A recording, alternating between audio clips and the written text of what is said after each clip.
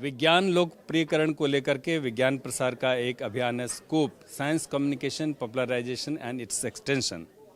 और आज भारत अंतर्राष्ट्रीय विज्ञान महोत्सव के अंतर्गत जो विज्ञानी का इवेंट है उसके अंतर्गत स्कूप पर चर्चा हुई है।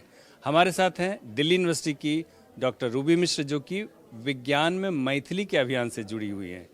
डॉक्टर रूबी मिश्रा जी, आपका बहुत बहुत स्वागत है इंडिया साइंस चैनल पर। और आपसे जानना चाहूँगा कि स्कोप में मैथिली का क्या कुछ काम हुआ है और आगे क्या कुछ काम होना बाकी है। धन्यवाद मानवर्धन जी।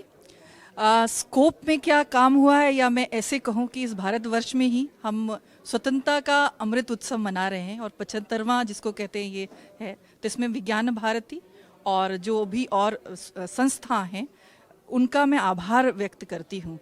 पिछले वर्ष ये वैज्ञानिका तो फेस्टिवल हुआ था, लेकिन उसमें इस बार मैथिली को भी एक स्थान दिया है। उसमें एक हर्ष की बात है। और जहाँ कहते हैं कि माँ की भाषा और माँ से लेने की भाषा है, राष्ट्रीय शिक्षा नीति भी अब आई है और उसमें भी अगले 20 वर्ष में यही काम है। तो मैथिली में काम आसान नहीं है, पर उसको भी आसान करना है, क्योंकि हम कठिन कार्य जिसको कहते हैं लेते हैं, क्योंकि माँ का काम है। तो वैज्ञानिका, विज्ञान और विज्ञान रत्नाकर, ऐसे जोड़ के मैं कहूँगी कि एक पहल है इतने आज़ादी के इतने वर्षों बाद वो मैथिली जिसको जानने के लिए आदि शंकराचार्य भी महामंडल मिश्र के साथ, माँ भारती के साथ पहुँच गए थे शास्त्रार्थ करने, या फिर वो मैथिली जो माँ जानकी मैथिली उससे जानी जाती हैं, वो मैथिली उसको इंडिया इंटरनेशनल साइंस फेस्टिवल में एक स्थान मिला। उसके लिए मैं बहुत बहुत आभारी हूँ आयोजकों का। काम बहुत है, काम करना है, क्योंकि इसके जो लिटरेचर्स हैं 8वीं 12वीं सदी में हैं।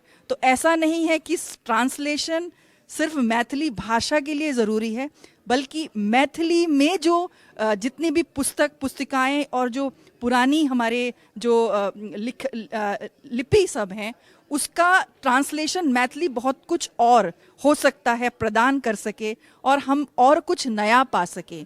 वह भाषा जो मधुर है और वैज्ञानिक है, उसके हर एक कण कण में, खान पान से लेके उसके तीज त्योहार, हर बात में एक वैज्ञानिकता झलकती है। और जब वैज्ञानिक कहते हैं कोई बात तो उसको दुनिया सुनती है। नासा ने जब दिखाया वो चित्र, तब माने कि हाँ, रामायण मैथोलॉजिकल कैरेक्टर नहीं है। तो अगर रामायण मैथोलॉजिकल कैरेक्टर नहीं है तो माँ जानकी भी नहीं है।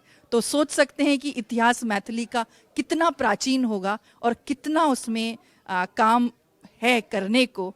तो हम यह कहबे बड नीक, बहुत नीक काज छे, आर की कहबे अत्यंत मन प्रसन्न छे। बहुत बहुत धन्यवाद। बहुत बहुत शुक्रिया डॉक्टर रूबी मिश्रा जी।